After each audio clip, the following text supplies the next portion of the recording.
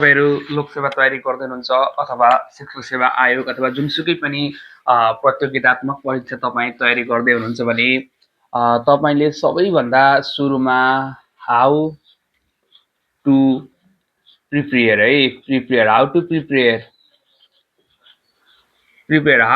Prepare तपाईले कसरी तयारी गर्दा चाहिँ तपाईलाई लोकसेवामा अथवा जुनसुकै पनि प्रतियोगितात्मक परीक्षामा तपाईलाई कसरी चाहिँ तपाईले तयारी गर्ने हो त भनेर हामी आज 0 बाट जान्छौं है। यो हाम्रो आज डे 1 बाट है, यो हाम्रो डे 1। ओके, आजका मितिबाट तपाईले तयारी गर्न थाल्नु भयो भने तपाईहरु कसरी तयारी गर्दा चाहिँ तपाईहरुले अगाडि बढ्न सक्नुहुन्छ भनेर तपाईले कसरीबाट चाहिँ अगाडि बढ्नुपर्ने हुन्छ हेर्नुहोस्। लोकसेवा परीक्षा भनेको कस्तो हुन्छ भने लोकसेवा भनेको पुरै टेक्निकल हुन्छ है। यो एकदम टेक्निक हो। यो यसमा त्यो पुरै टेक्निकल हुन्छ। यसमा तपाईहरुले यसमा टेक्निकहरु हुन्छ, ट्रिक्सहरु हुन्छ। टेक्निक्स प्लस ट्रिक्सबाट जाने हो तपाईहरु, किनभने लोकसेवामा त्यहाँ मिलियन्स अफ क्वेशन हुन्छ है, हजारौं लाखौं क्वेशन हुन्छ। त्यो क्वेशनहरु तपाईले पढ्न पनि सक्नुहुन्न, त्यो इम्पोसिबल छ है, त्यो सकिदैन पढ्न। तर तपाई टिप्स एन्ड ट्रिकबाट जाने हो भने तपाईहरुले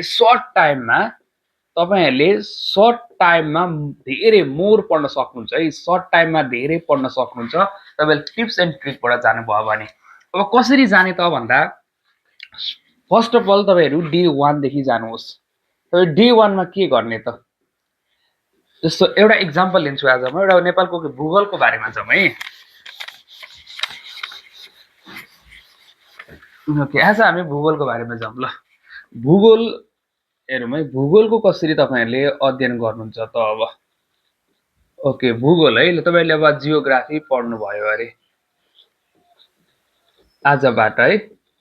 ल जियोग्राफी पढ्दा तपाईले वर्ल्ड अथवा नेपालको ल हामी नेपालकै पढ्यौं, नेपालको पढ्यौं है। नेपालको जियोग्राफी पढ्दा तपाईले के गर्नुपर्छ भने सुरुमा स्टार्टिङ तपाईले कहाँदेखि गर्ने भन्दा यो वर्ल्ड भयो हो, वर्ल्ड भयो। यो नेपाल कहाँ छ?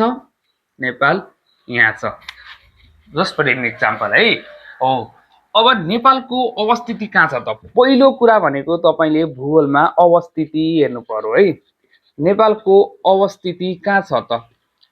अथवा तपाईले लोकेसन भन्नु यसलाई हैन, तपाईले नेपालको लोकेसनबाट सुरु गर्नु पर्यो के।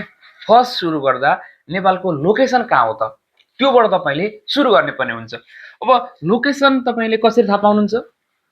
ल्याटिट्युड हैन, ल्याटिट्युड र लंगिट्युड है।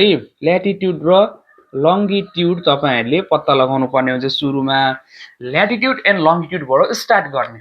नेपालको ल्याटिट्युडनल डाइरेक्सन अथवा चाहिँ पोजिसन कति हो हैन, लंगिट्युडनल पोजिसन कहाँ हो, तपाईले यो कुरा चाहिँ तपाईहरुले स्टार्ट गर्नु पर्यो। यो पहिलो कुरो तपाईहरुले स्टार्ट गर्नुपर्ने हुन्छ।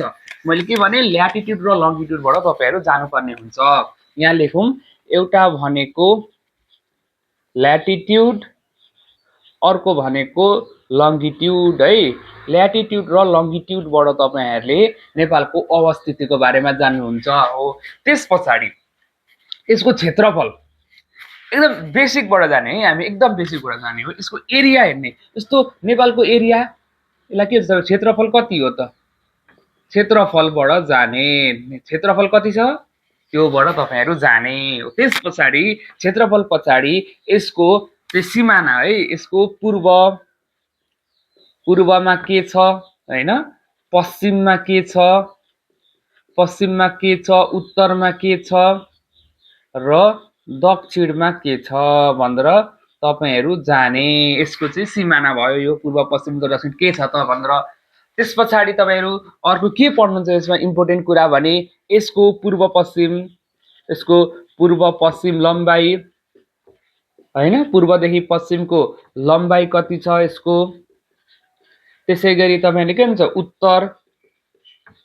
उत्तरदेखि दक्षिण चौडाई है, यसको उत्तर दक्षिण चौडाई कति छ हो। यो कुराहरु भयो।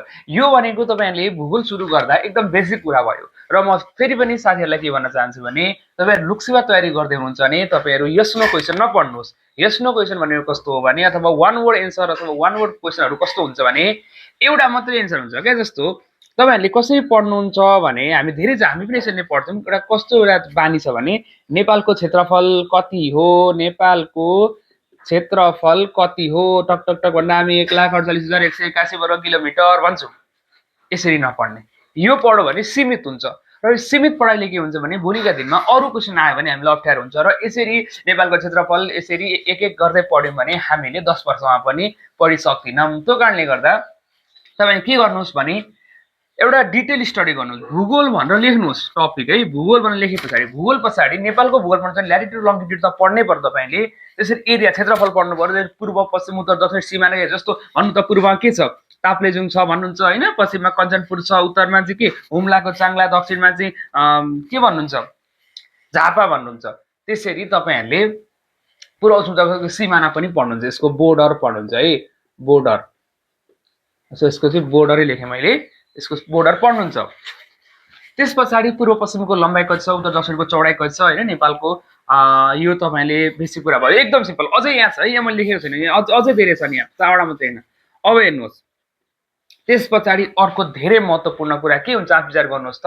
तपाईँले के पढ्नुपर्ने हुन्छ भने नेपालको क्षेत्रफल पढे पछाडि यसको अवस्थित अथवा यसको विश्वमा चाहिँ यसले कति क्षेत्रफल पढे पछाडि यसको अवस्थित अथवा यसको विश्वमा चाहिँ यसले कति भाग कति चाहिँ क्षेत्रफल ओगटेको छ त। क्षेत्रफल ओगटेको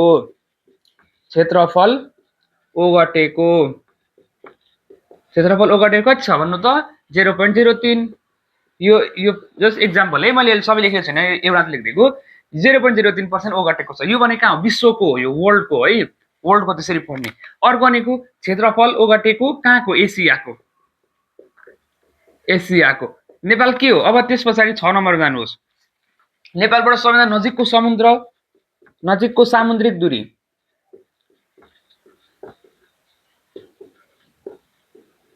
हो, मैले यो एउटा चाहिँ जस्ट फर्मेटमा देखाएको तपाईँहरूलाई।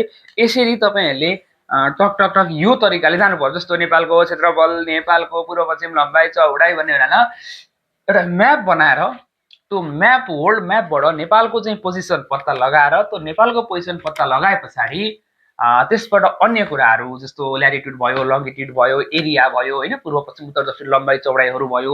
यसरी चाहिँ तपाईँहरूले तयारी गर्नुभयो भने तपाईँलाई एकदम इजी हुन्छ।